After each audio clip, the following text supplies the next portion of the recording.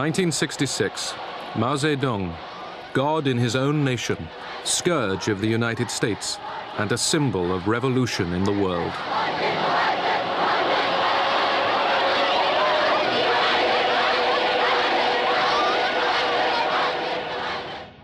Six years later, Mao embraced the enemy. At the summit, face to face, two leaders who direct the destiny of 1 out of 3 persons on the earth. The gate to friendly contact, says Zhou Enlai, has finally been opened.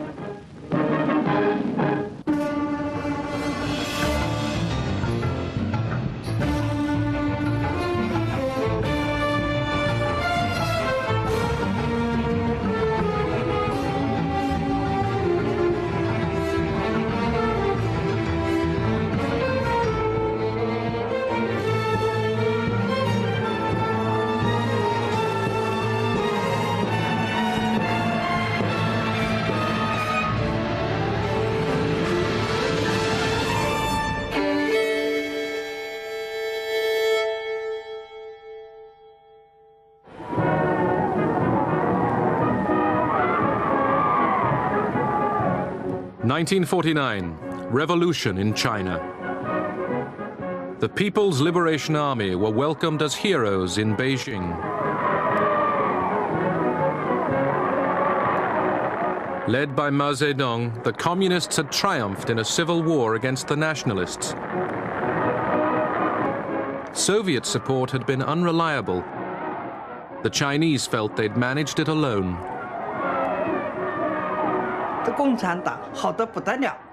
The Communist Party seemed wonderful. It was democratic, it was egalitarian, it promised food for everyone. And so, of course, the ideal of communism gradually entered my spirit.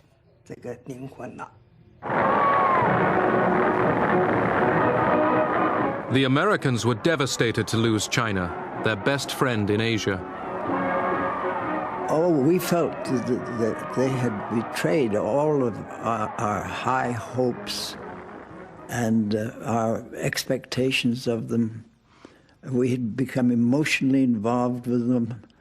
And then they had done this to us. They'd gone off and become communists.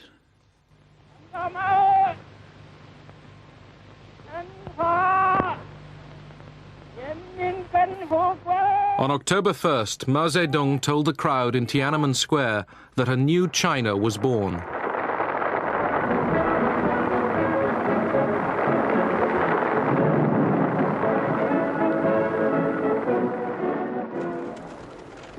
The country was in chaos, exhausted after years of war. Mao needed external help. One of Mao's first acts was to visit Moscow to get military protection and economic aid. He was met at the station by Foreign Minister Molotov and most of the Politburo.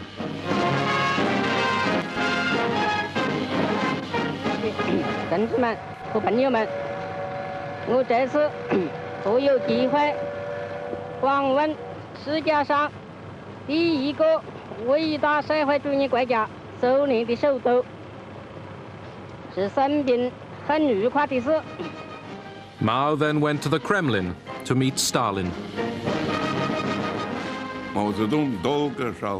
Mao shook Stalin's hand for a long time, a very long time. Stalin came out to greet him quite slowly. He knew how to play the role of statesman. Stalin was a wonderful actor, and he didn't rush like Mao did. He wasn't afraid of Stalin. He wasn't particularly suspicious of him either. The question was, could they find common ground? Mao had his own particular way of thinking. Stalin had his way. But Mao was in no great hurry. Mao had to be patient. He wanted to conclude a Sino-Soviet friendship treaty without making too many concessions.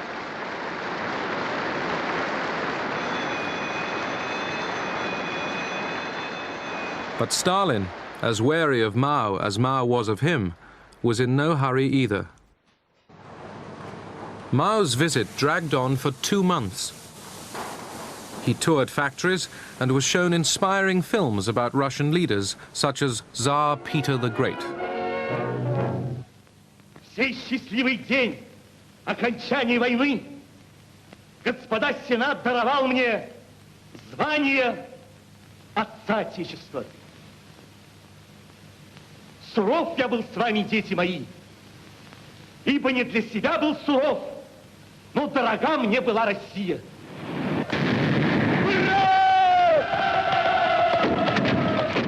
Mao wanted to see the sea. He had never seen a real sea. And Stalin said, of course, surely. Outside Leningrad, we have the Gulf of Finland. That's like a sea. Here's a train for you and a guide. Go, enjoy it. In February 1950, the Chinese and the Soviets signed a mutual defense treaty. The treaty also guaranteed aid for China. At that time, there was the attitude everywhere that Moscow and the Chinese communists were tightly linked, hand in hand. This was perceived by many to be part of a worldwide conspiracy, and hence was somewhat frightening. But to Mao, China always came first. Mao said a treaty can be signed for 10, 20 or 50 years. It doesn't matter. But it must not tie our hands. Mao gratefully accepted the help of Soviet experts in rebuilding Chinese industry.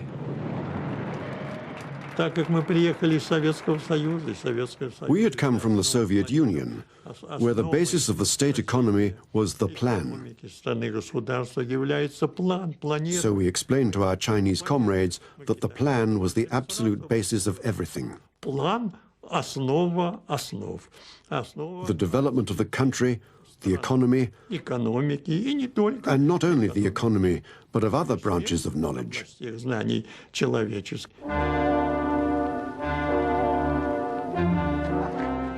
China's rulers embarked on radical land reforms. Land was taken from private owners and handed to the peasants. The former landowners were denounced and humiliated.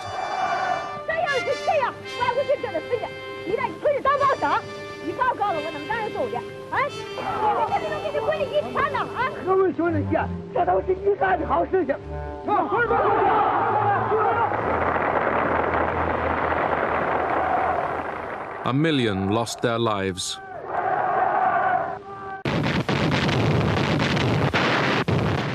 In June 1950, North Korea, with Soviet and Chinese backing, attacked South Korea.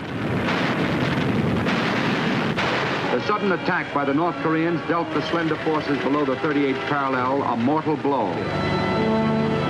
The prompt arrival on the scene of U.S. soldiers gave Marshal Stalin and his cold-eyed strategists a rude shock. Forces under United Nations command pushed the invaders back to the Chinese border. China feared an attack on its own territory. The main enemy was America. At that time, all the propaganda was directed against America. The proletariat of the whole world must unite to get rid of the capitalists. America was a capitalist country, and so it had to be got rid of. Under the banner, "Help Korea, down with US imperialism," more than 1 million Chinese troops would cross the border into Korea.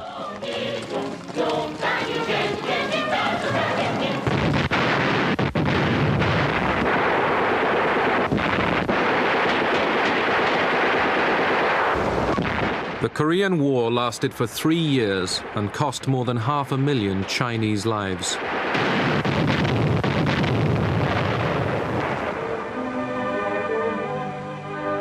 In China, cinema audiences watched films of bumper harvests and new industrial records. 一个新纪录接连着一个新纪录，一个英雄再过一个英雄。中国的工人阶级以自己无穷的智慧和力量，胜利地结束了工业恢复阶段，迎接着即将开始的大规模的经济建设。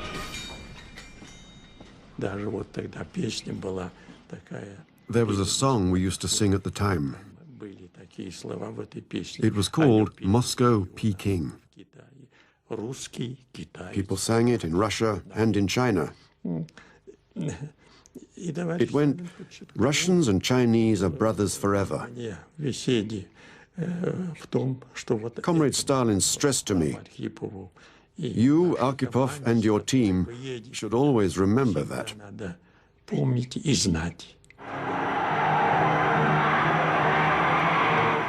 Steel production was a yardstick of national virility. The success of the first three-year plan was celebrated. But although exhilarating, Soviet aid had to be paid for.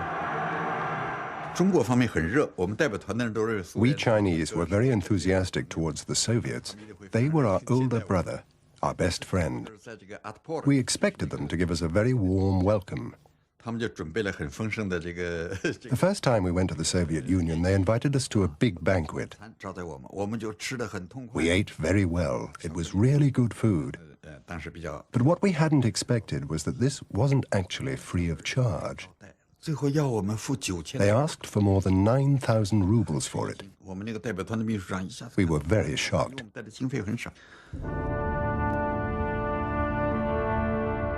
Stalin's death in 1953 had a deep impact in China.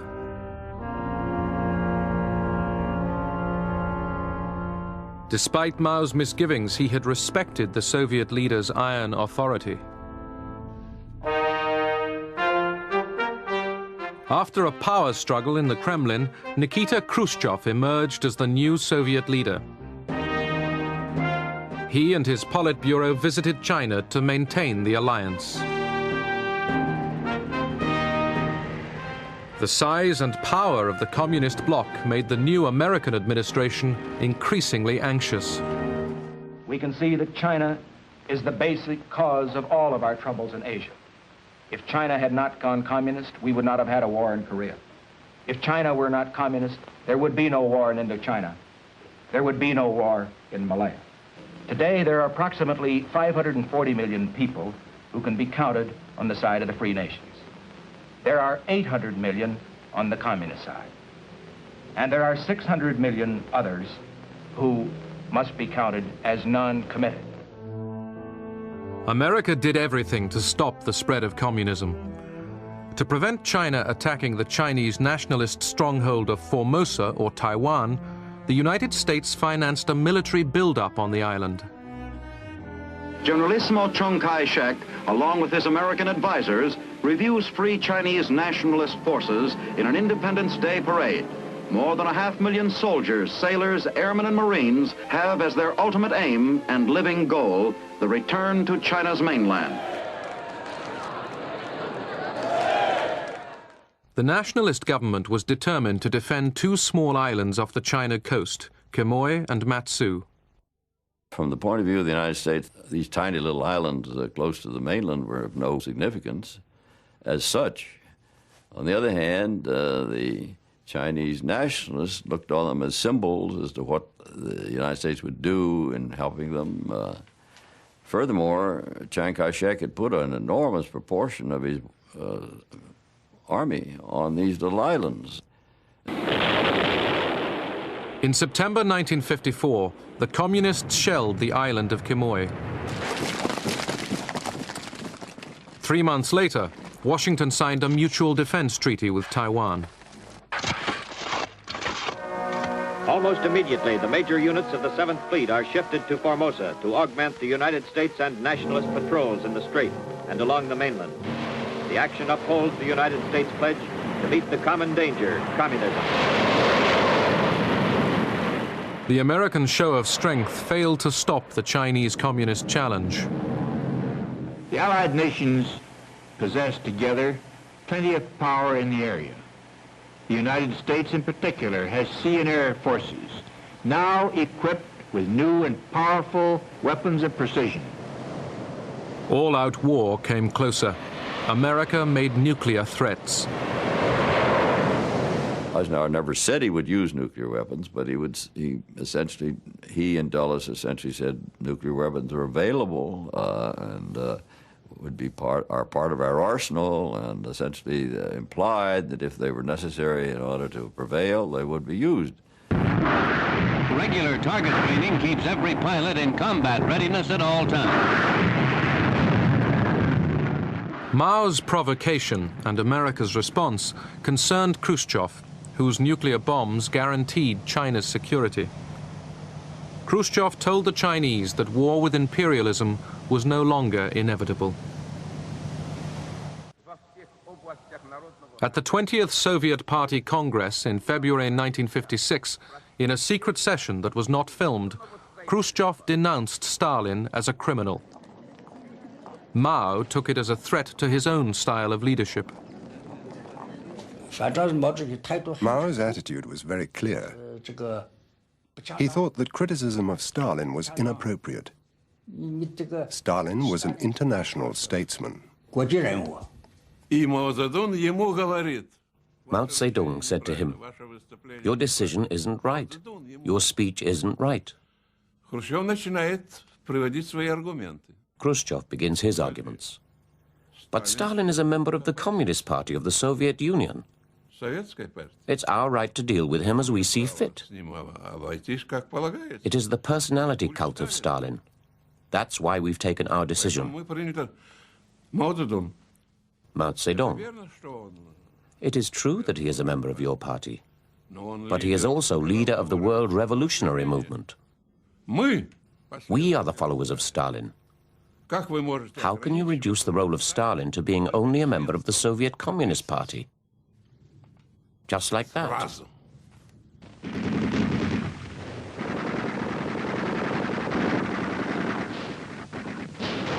In October 1956, the Hungarians rose up against Soviet domination. While Khrushchev hesitated, Mao urged a violent crackdown. For the 40th anniversary of the Soviet Revolution, Mao went to Moscow. He used the occasion to put himself forward as the new leader of world revolution.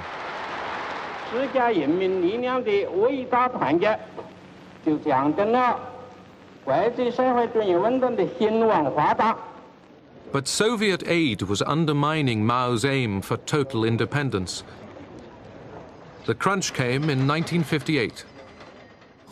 Khrushchev wanted to set up a long-wave radio station along the Chinese coast to guide Soviet submarines. He suggested setting up a joint naval fleet. This was a clear sign that the Soviets wanted to control China. Mao's understanding was that the Soviet Union was trying to control China in the same way as it controlled countries in Eastern Europe. So he got angry with Khrushchev and said, "If you want it, I'll give you the whole coastline and I'll go back to the mountains." Mao still needed Soviet know-how. He wanted to create China's own nuclear industry. The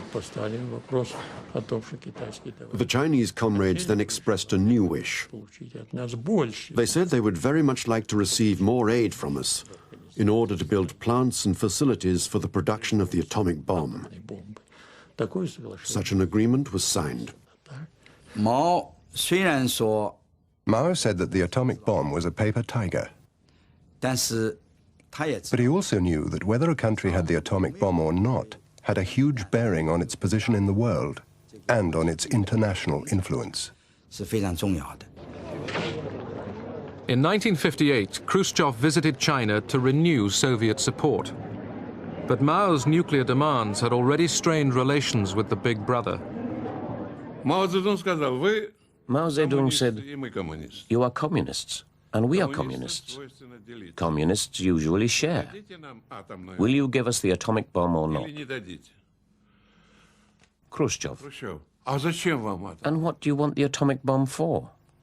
We have the atomic bomb, and we will stand up for China just the same as we would for the Soviet Union. Yes, Mao said, it's true. But we are not just some tin-pot village. China is a great country, and we want to have it. Khrushchev, you don't need it, and so on. Mao then says, so you don't want to give it to us then? Despite the fact that we tried to slow down the help with nuclear weapons to China, we had already given them the blueprints and practically all the assistance necessary for making the atomic bomb.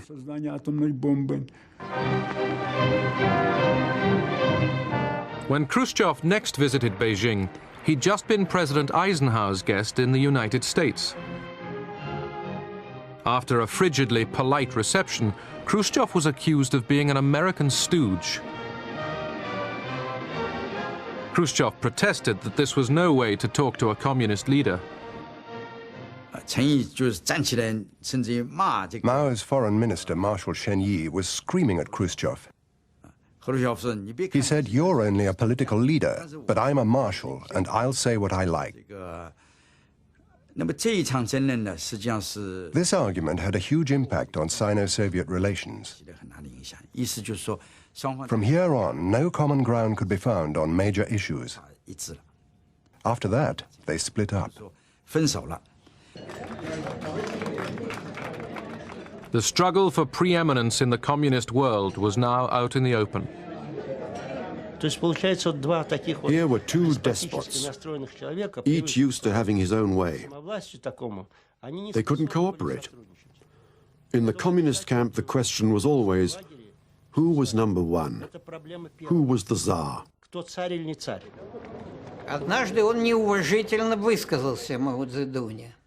On one occasion, during the 1959 trip, Khrushchev spoke disrespectfully about Mao Zedong. He said that Mao was an old boot that ought to be thrown out.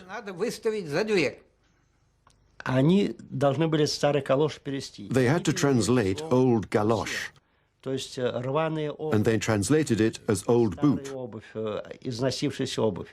But in Chinese, it means both old boot and prostitute.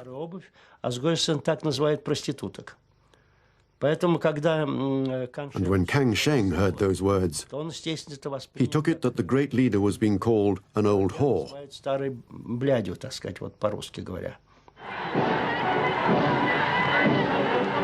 Soviet advisors would soon be withdrawn from China. Rivalry between the communist powers was ideological as well as personal. Ideological squabbles could get quite comical. The Soviet side would say, we are the Marxists. And then the Chinese would say, no, we are the Marxists. The Soviets would say, we are red. And the Chinese would say, we are even redder. It could appear funny, but the damage was really serious. The party started issuing documents, editorials, attacking Soviet revisionism. So from then on, along with other slogans, we had to shout down with Soviet revisionism. Later on, was down with Khrushchev. In 1958, Mao had thought up a new policy, the Great Leap Forward, the grandiose plan to transform China into a rich world power. Land was taken over by the state. The family unit was to disappear. People were organized into huge communes. A utopian world of plenty would come from sheer force of will.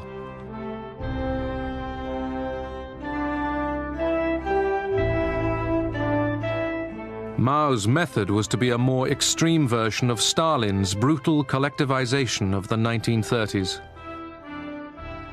The Great Leap Forward was a kind of recklessness. Mao wanted to change the face of China in the shortest time possible.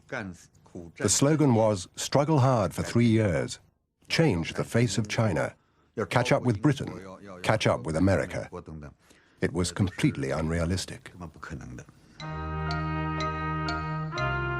Because steel remained a key symbol of national vitality, the entire country reverted to pre-industrial backyard furnaces. People worked day and night to produce massive amounts of useless metal. The largest city in China is Shanghai. Once I arrived there at the height of the Great Leap Forward. I went up to the roof of a tall house, and from there I could see all of Shanghai was in flames. In every courtyard they were smelting steel. Crops were left to rot. Scientific knowledge and all common sense were ignored. No one dared to tell the truth for fear of arrest or worse. The lies of the Great Leap Forward were absolutely unbelievable. Anybody who did not speak in falsehoods was demoted or expelled from their jobs. From the time of the Great Leap Forward, all Chinese people learned to tell lies. The peasants' food was taken from them by force to make up bogus quotas. It was one of the worst man-made disasters in history.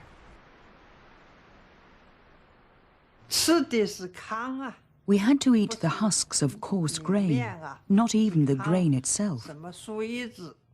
We ate leaves of trees. We all went down with hepatitis. Many peasants died of starvation. No one really knew how many. Because of Mao's policy, over 30 million people starved to death. Hiding the catastrophe, Mao still posed as the leader of world communism. Blocked by Washington from the United Nations, China became the champion of anti-American causes. Third world leaders and Western intellectuals flocked to Beijing. In Moscow, Khrushchev was pursuing peaceful coexistence with the West. The Kremlin is the setting of an historic event, the signing of an atom test ban. The big three representatives, Dean Rusk, Andrei Gromyko, and Lord Hume, signed for the US, Russia, and Britain. Most other nations of the world, with the notable exception of France, Communist China, and Cuba, are to sign later. Communist China has denounced the Soviets for making the treaty, widening further the breach between the two communist powers. Mao reacted to the nuclear test ban treaty with defiance.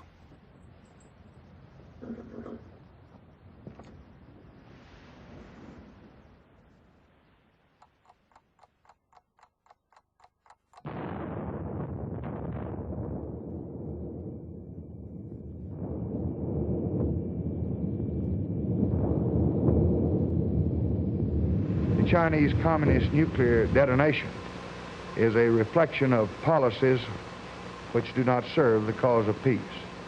But there is no reason to fear that it will lead to immediate dangers of war. The nations of the free world will recognize its limited significance and will persevere in their determination to preserve their independence.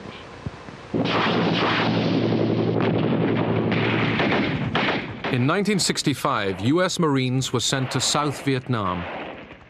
President Johnson was determined to prevent communist North Vietnam and its allies in the South gaining power.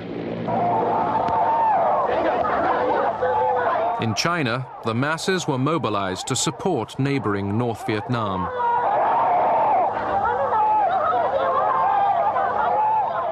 The rulers in Hanoi are urged on by Peking. This is a regime which has destroyed freedom in Tibet, which has attacked India, and has been condemned by the United Nations for aggression in Korea. It is a nation which is helping the forces of violence in almost every continent. The contest in Vietnam is part of a wider pattern of aggressive purposes.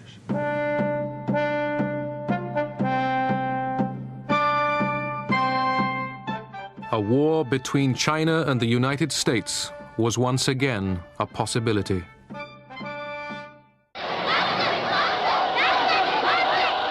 Haunted by the failure of the Great Leap Forward, Mao was fighting to maintain his domination of China.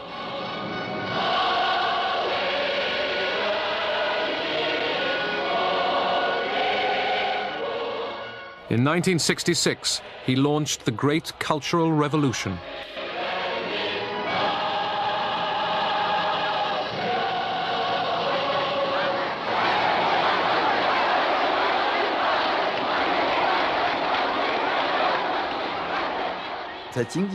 He failed to bring about an economic miracle, so in 1966 he wanted a political miracle. He not only wanted to get rid of his enemies, he wanted to do something that Stalin had been unable to do: destroy government bureaucracy.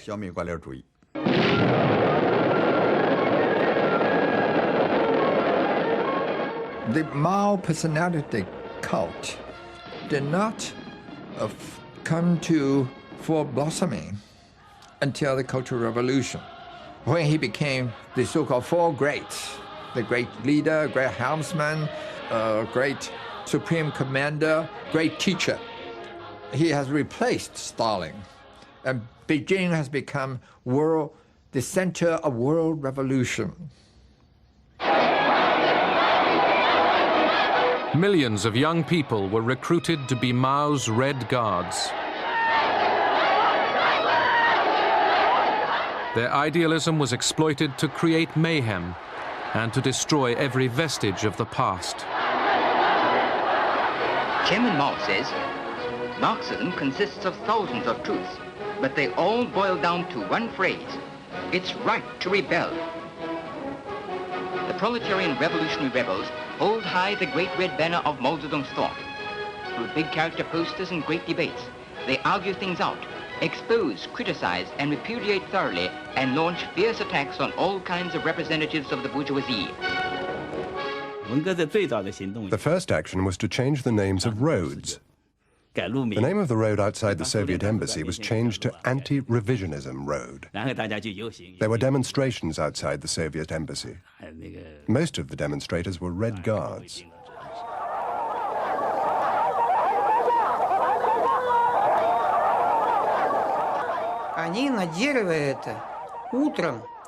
In the morning, they would hang up dummies of Brezhnev, Kosygin, and Podgorny. When it began to get dark, they took them down and started a huge bonfire at the entrance of the embassy and burnt the dummies.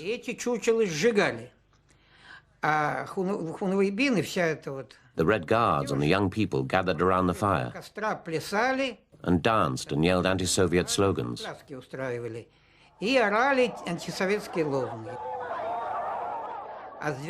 From midnight to 6 a.m., it was time for Chinese torture. For 15 minutes, they would stop and we would start falling asleep, exhausted by the noise. Then, they would begin yelling again for 15 minutes. Every 15 minutes, they would start and stop, all night. Then, at 6 a.m., the noise would begin and continue all day. In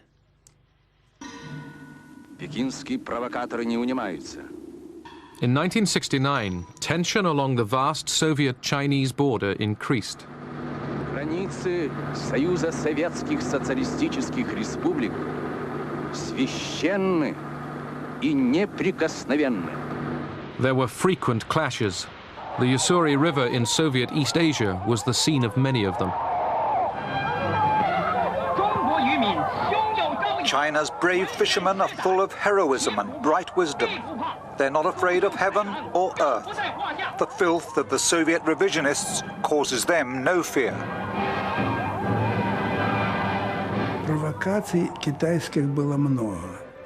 There were a lot of provocations from the Chinese. They crossed the border in huge numbers. What could we do? It wouldn't be nice to shoot them. But how could we get rid of them? It was a difficult question to solve, and so things got worse. The Chinese were mostly to blame. Images of aggressive Chinese at the border fueled Soviet fears of an invasion.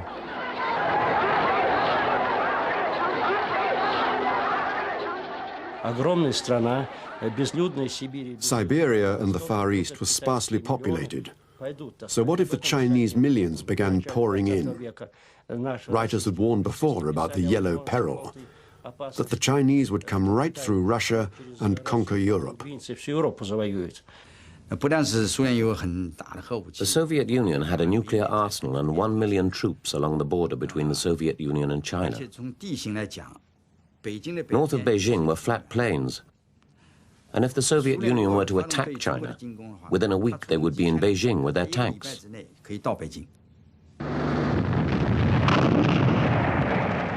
A battle was fought over a tiny island in the Ussuri River in March 1969. Mutual hostility was escalating dangerously. Our CIA estimated the chances of an iron bomb attack by the Soviet Union on China was 1 in 3. To show you how real that fear was. And meanwhile, by 1969, the Chinese were building at a furious rate these great, huge underground shelters in their cities. So there was a real fear of war that was building up.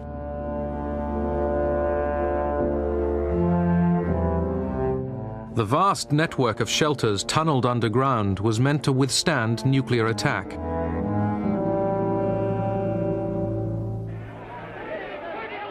In Moscow, Soviet crowds demonstrated outside the Chinese embassy. The Soviet press hinted at a possible nuclear war with China. I don't think anyone in Moscow had serious plans for a nuclear missile strike on China. It would have been madness. But there were people I met in diplomatic circles who said to me it wouldn't be a bad thing to hit the Chinese with a missile. Soviet Premier Kosygin visited Beijing in October 1969 to stop a potential war and restore relations. When Zhou Enlai met Kosygin at Beijing airport, he said to him, "If you attack our nuclear installations with atomic weapons, that counts as war. As an invasion of our territory, China won't hesitate to respond." Mao, fearful of Moscow's belligerence, had already decided he wanted better relations with America.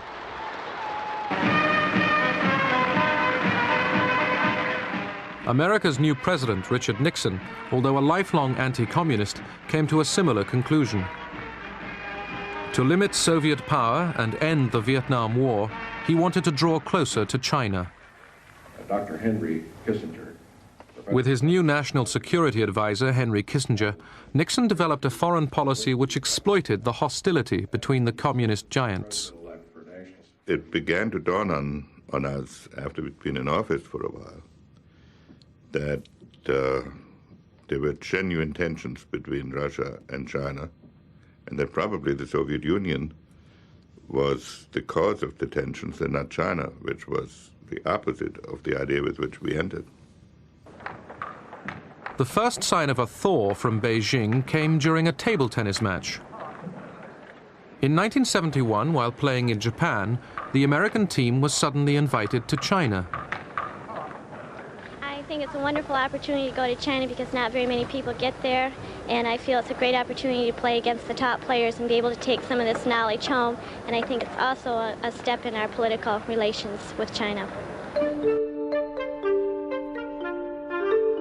The team's home movies offered the first glimpse of China to most Americans for 20 years.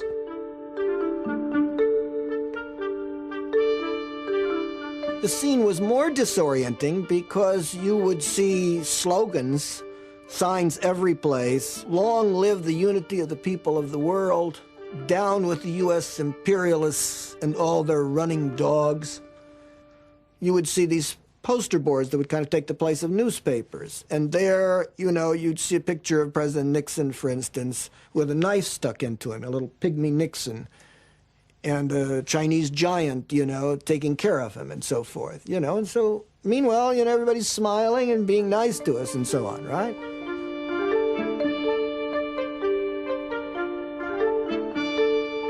They've got this slogan, friendship first, competition second. And they very nicely, I think, beat us 6 matches to 5 matches.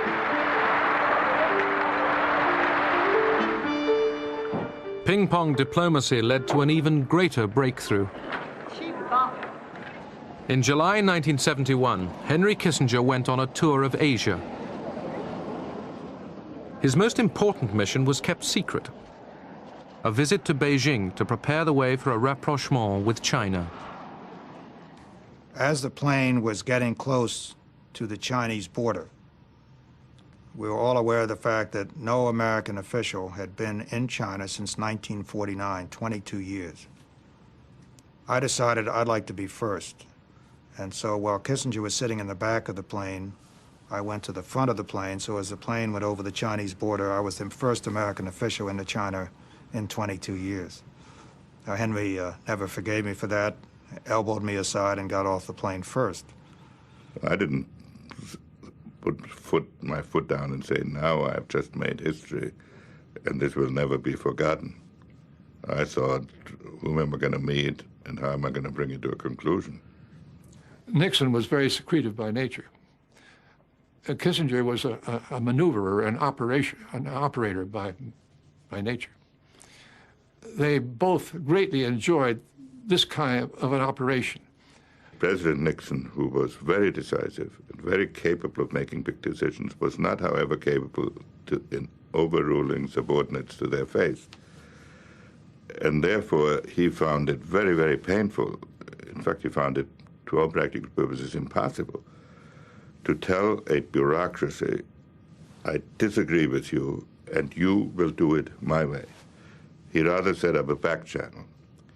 Going through back doors and back channels and setting up some kind of a secret meeting that would make certain kinds of secret arrangements that were done behind the State Department's back, behind the back of everybody.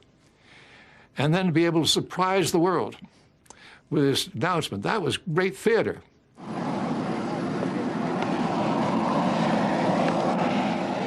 Nixon's trip to Beijing changed the balance of the Cold War.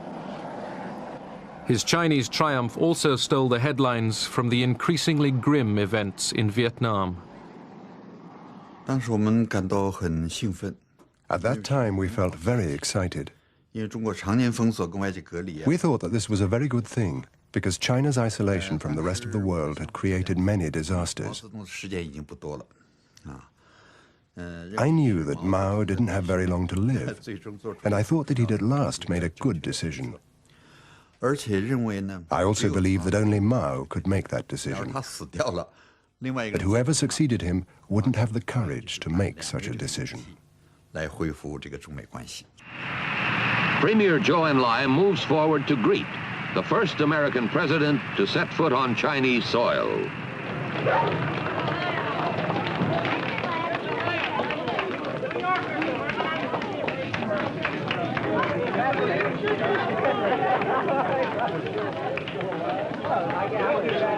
East meets West as a handshake bridges 16,000 miles and 22 years of hostility.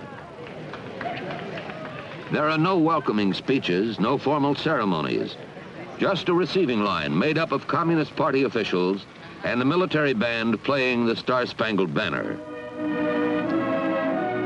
Nixon, the lifelong anti-communist, quoted Mao's own words.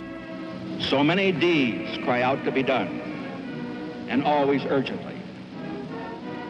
The world rolls on. Time passes. 10,000 years are too long. Seize the day. Seize the hour. This is the hour. This is the day.